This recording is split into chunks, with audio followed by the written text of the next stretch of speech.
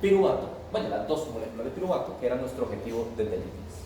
¿Okay? Entonces vean que la glicólisis, ¿verdad? Cuando yo estudié glicólisis, cuando yo era estudiante, yo nunca entendí la glicólisis. Yo dije, ¿cómo dos? ¿En qué momento se...? Bueno, es muy sencillo, ¿verdad? Es muy sencillo. Nada más lo que tenemos que entender es que el proceso venía con una molécula, hubo un momento en que se fracciona y que cada uno de estos productos del fraccionamiento van a formar piruvato.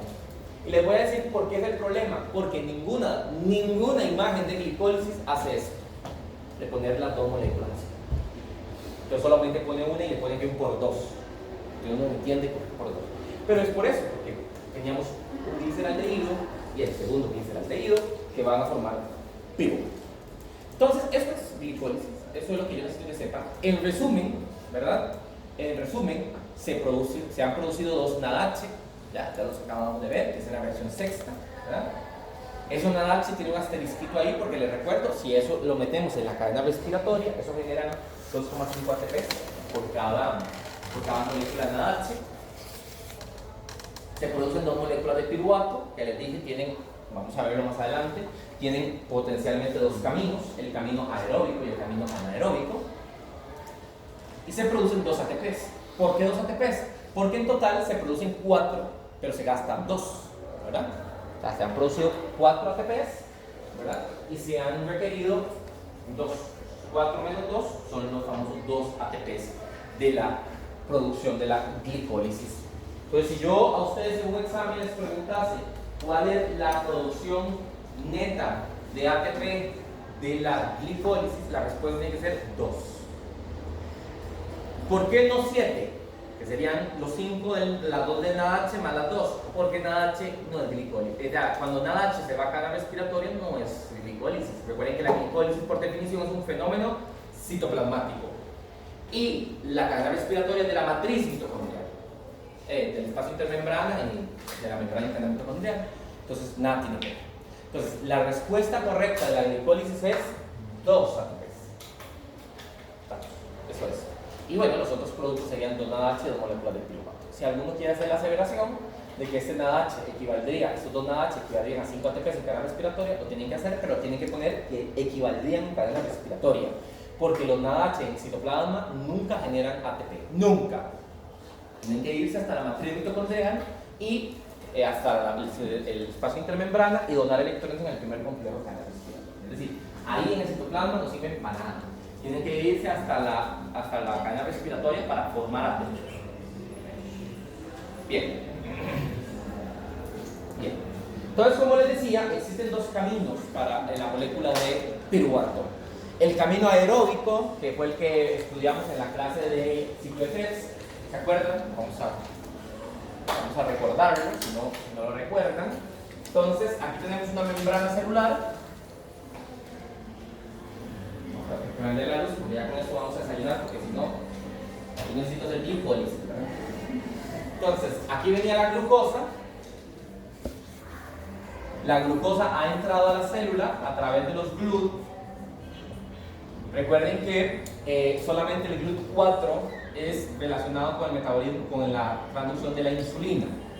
Todos los demás GLUT, que son el 1, el 2, el 3 y 5, ¿verdad?, no son dependientes de la actividad de la insulina. Entonces podríamos tener los GLUT que permiten la entrada de glucosa, y una vez que la glucosa está dentro de la célula, como les he mencionado, después de 10 reacciones se va a convertir en 2 moléculas de piruvato. Voy a poner aquí 10 reacciones. Voy a poner aquí los productos, que son 2 moléculas de NADH. Y vamos a poner aquí 2 moléculas de piruvato. Y también podríamos poner aquí 2 ATPs, ¿verdad?, que serían los productos de la glicólisis. Glucosa estaba en los alimentos.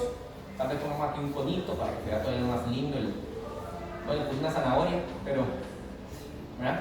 Entonces, el alimento, ¿verdad?, mediante digestión y absorción, que fue la clase que vimos antes, mediante digestión y absorción, se convirtió en glucosa. La glucosa se incorpora a la célula mediante GLUT. Una vez que está dentro de la célula, la glucosa mediante reacción se convierte en piruvato. También se generan 2 NADH, 2 ATPs. Y ahora el piruvato tiene 2 caminos. Vamos a hacer el principal, que es el 80%, que sería el metabolismo aeróbico cuando hay oxígeno. Y el 20% sería el metabolismo anaeróbico cuando no hay oxígeno.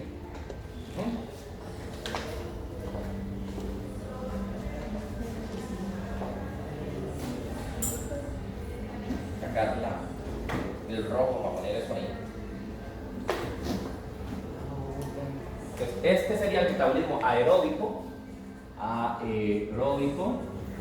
De ahí vienen los ejercicios aeróbicos para respirar, pero eso es lo menos que uno hace cuando está aeróbico, ¿verdad? Lo más que uno hace más bien es anaerobismo, pero bueno, eso es porque uno no sabe. Y aquí viene el anaeróbico. ¿Ok? Metabolismo aeróbico, metabolismo anaeróbico. El metabolismo aeróbico hace que el piruvato se vaya hasta la mitocondria, y aquí el piruvato en mitocondria se convierte en acetil-CoA mediante la DOT, ¿se acuerdan? La descarboxilación oxidativa del piruvato, y luego el acetil-CoA va a Krebs y todo el cuento que ustedes ya conocen. ¿Ok? Bien. El metabolismo anaeróbico va a depender del tipo de organismo. En el caso de los mamíferos, la molécula de piruvato se convertirá en lactato, fenómeno bioquímico conocido como fermentación láctica. Esta imagen está genial, fermentación láctica. Algún día, cuando no tenga nada que hacer, me dedicaré a hacer un libro de bioquímica, ¿verdad? Con esas imágenes que no existen. O sea, ustedes van a buscar eso en un libro, no sé por qué, pero no existe. Los mamíferos hacemos fermentación láctica, producimos lactato, qué bien. Y en cambio en los hongos, algunas bacterias y principalmente las algas y levaduras, y todo el mundo, ¿verdad?, hacen etanol. Fenómeno bioquímico conocido como fermentación alcohólica. Hasta bonito estoy escribiendo alcohólica. Ahí ya se me fue. Pero fermentación alcohólica. ¿Está? Eso es. Entonces, la digestión nos permitió obtener glucosa, la glucosa entró a través del GLUT, la glucosa se ha convertido en 2 piruvatos, el piruvato se va a metabolismo aeróbico para generar acetil-CoA, Krebs, cadena respiratoria y ATP, o se puede ir en mamíferos para generar lactato mediante fermentación láctica, o en otros bichillos para generar etanol, ¿verdad?, mediante fermentación alcohólica. ¿Okay? Bien. Entonces, ¿qué es lo que pasa cuando nosotros tenemos una dinámica respiratoria inadecuada? Que hay desplazamiento del metabolismo, y eso es lo que a ustedes y a mí nos cansa cuando hacemos ejercicio. Todos hemos ido a hacer ejercicio, bueno, algunos tal vez nunca, pero todos hemos ido a hacer ejercicio alguna vez en la vida y dicen, ya no puedo más, ¿verdad? Ya no puedo más, ya me muero. ¿Por qué ocurrió eso? Porque el metabolismo se desplazó y pasó de ser 80-20 a ser 50-50. Entonces, cuando el metabolismo se desplaza hacia el anaerobismo, se genera una acidosis metabólica por fermentación láctica, cosa que ustedes ya conocen conmigo de de ácido base. Entonces, cuando uno comienza a desplazar el metabolismo aeróbico al anaeróbico, lo que hace es producir más ácido láctico. Recuerden que el ácido láctico es el ácido, el lactato de la base conjugada. Todos esos H's que quedaron libres hacen que se genere el fenómeno que conocemos nosotros como, ¿verdad?, acidosis láctica. Y todos hemos sentido la acidosis láctica cuando estamos cansados y agotados de hacer actividad física, porque el exceso de hidrogeniones altera el influjo de calcio. O sea, al alterarse el influjo del calcio hay una contracción generalizada del músculo, y eso genera el calambre y la postración que uno siente cuando llega un momento en que ya no puede más, ¿verdad? ¿Ok? Eso es básicamente el metabolismo, digamos, visto desde muy por encima. Bien, por eso, para uno hacer ejercicio, lo más importante es la respiración. Más que cuánto peso levanta usted, cuánto respira, ¿verdad? Y hay gente que va a hacer ejercicio y canta, ¿verdad? Cada vez que ustedes cantan, no respiran. Cuando uno canta, no respira, como cuando yo estoy hablando. Cuando uno habla, no respira. Cuando uno canta, no respira. Entonces hace que el metabolismo aeróbico se vaya al anaerobismo, fermentación láctica, acidosis láctica. En las bacterias, ustedes lo han visto. ¿Qué hace la gente para sacar un guaro de contrabando, para sacar una cerveza?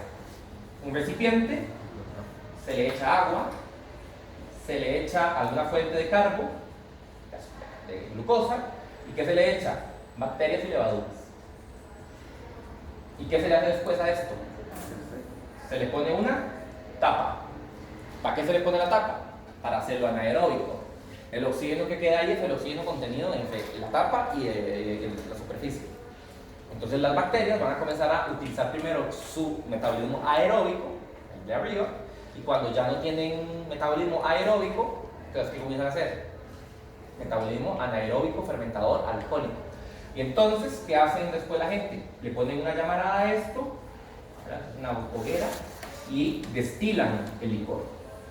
Pasan ese vapor a través de una fuente de agua fría, y aquí tenemos, ¿verdad?, lo que compramos embotellado, ¿verdad?, que es el guaro.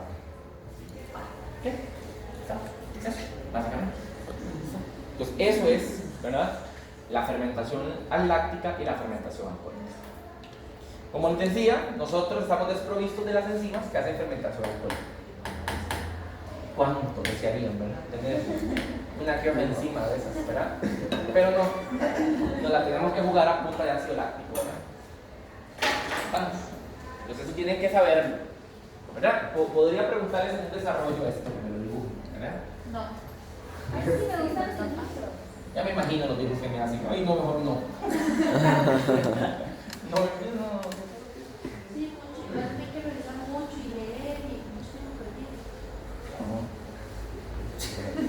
Dibujos. Me imagino los dibujos del kilowatt. Las trampas. Bien, entonces este es el primero, el que hacemos los humanos, fermentación láctica.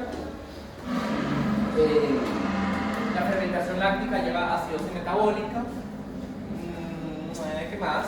Bueno, ¿para qué sirve el lactato que se produce por fermentación láctica? Porque para algo tiene que servir ese lactato. Bueno, ese lactato es muy importante porque es el principal sustrato de la gluconeogénesis, que es lo que viene después. Cuando ustedes hacen ejercicio anaeróbico y producen mucho lactato, es cierto, sí, se les va a ratonar los músculos, se van a sentir que se van a morir, y todo eso va a ser muy feo. Pero más o menos de 12 a 15 horas después, ese lactato que se ha producido por fermentación láctica comienza a utilizarse como sustrato para la gluconeogénesis, que si recuerdan, era la síntesis de glucosa a partir de compuestos que no sean carbohidratos, como cuáles, como el lactato. Entonces, ese montón de lactato que se produjo va a servir después como un sustrato para la gluconeogénesis. ¿Cuándo? Cuando ya ustedes tengan un ayuno, cuando estén haciendo ejercicio nuevamente. Entonces, ese lactato se va a utilizar como sustrato para la síntesis de glucosa. Entonces, vean qué maravillosa la bioquímica, porque, digámoslo así, una alteración del metabolismo genera un sustrato que sirve como precursor de la síntesis de glucosa en otro periodo metabólicamente distinto. Y eso es fascinante. Y eso es un ciclo que se llama el ciclo de Cori, lo vamos a ver más adelante. La enzima, sí, pregunta examen, la enzima que media la fermentación láctica ya la estudiamos en el curso, y es la famosa lactato deshidrogenasa. ¿Verdad? La enzima lactato deshidrogenasa, de hecho les había explicado que hay 5 isoformas en nosotros los humanos, la tipo 1, tipo 2, tipo 3, tipo 4, tipo 5, que la del músculo esquelético era la tipo 5, la presente en el cardíaco era la tipo 1. ¿Ok? Bueno, entonces eso es muy, muy importante. ¿Ok? Y en el caso de las levaduras, ahí puse a Saccharomyces cerevisiae, que es la levadura de la cerveza, el hongo, ¿verdad? De la cerveza, porque es que levadura es un hongo, ¿verdad? Solo que se le da el nombre de levadura por la forma que tiene, que es redondita.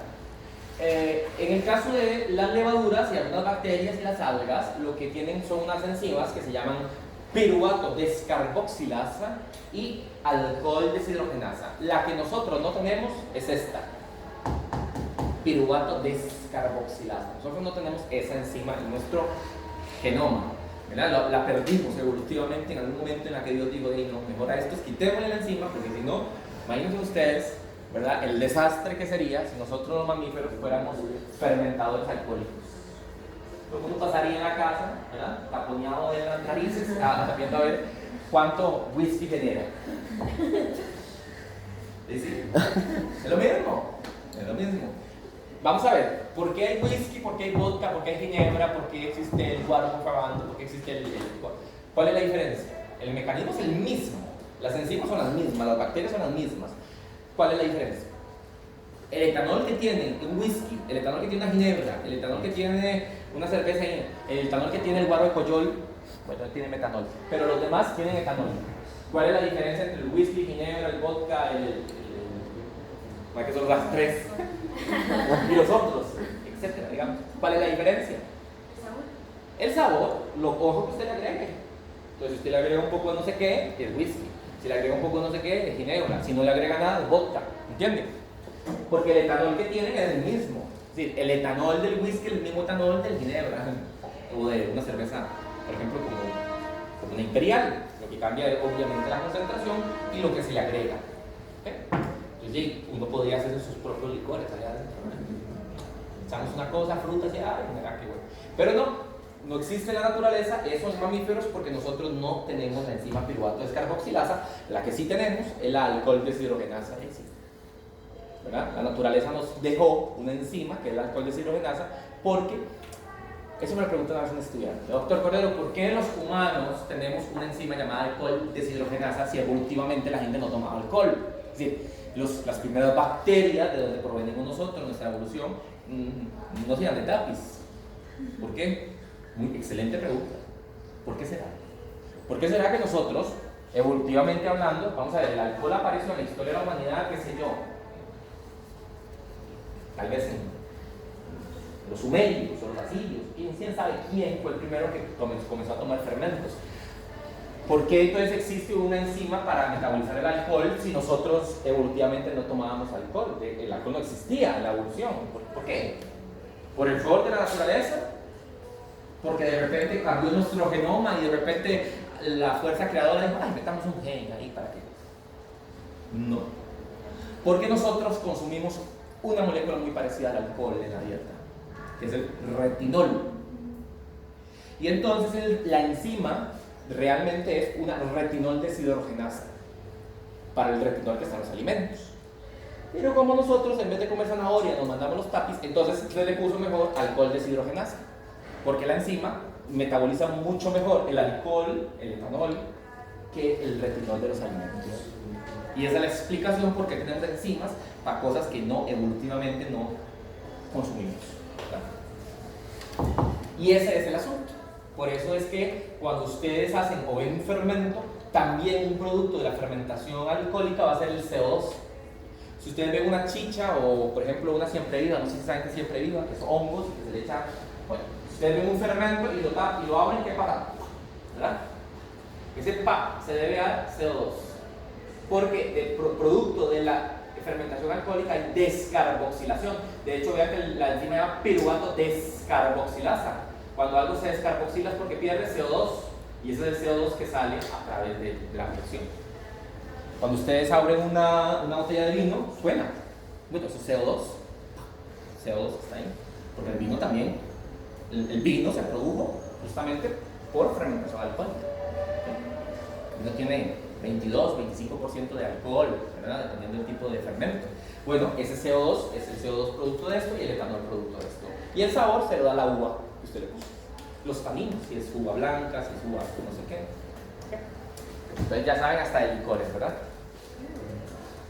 Bien, nada más quiero, porque esto es muy interesante, nada más quiero mencionarles que las levaduras mueren en su trabajo. Las levaduras soportan hasta 22% de concentración de etanol en las bebidas, en el fermento. Es decir, después de 22% de concentración de etanol, las condiciones son inhóspitas para las levaduras y las levaduras mueren. Qué dicha, porque no imagínense ustedes abrirse una copa de vino y mandarse un trago que es pura levadura, es fatal, ¿verdad? Y bacterias, ¿no? Ya ahí no hay ninguna cepa bacteriana viva ni levadura viva, porque a más de 22% de etanol de bebidas, las levaduras no pueden sobrevivir.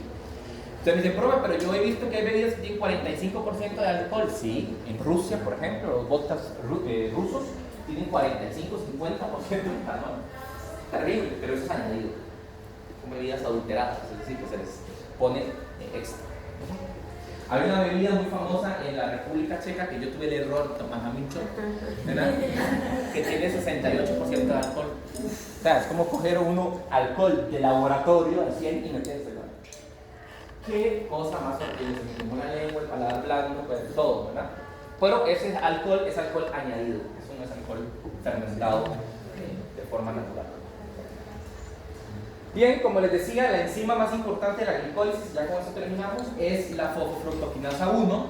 Esta enzima particularmente tiene un efecto de inhibición con ATP, es decir, cuando tenemos exceso de ATP, la enzima se inhibe. Tiene sentido, recuerden que toda la bioquímica se inhibe por producto. Entonces, si la glicólisis produce piruvato, ATP y NADH, si usted tiene mucho NADH, suprime glicólisis. Si tiene mucho ATP, suprime glicólisis, y si tiene mucho piruvato, pues también va a suprimir glicólisis. Entonces, el ATP en exceso suprime a la vía glicolítica o la glicólisis mediante la inhibición de la fosfofructoquinasa 1, y por el contrario, la enzima se va a ver activada cuando hay mucho ADP o AMP, que son más bien indicadores de que hay consumo energético. ¿Estamos? Bien, entonces vayan a hacer glicólisis, ¿verdad? Y ahora analizan.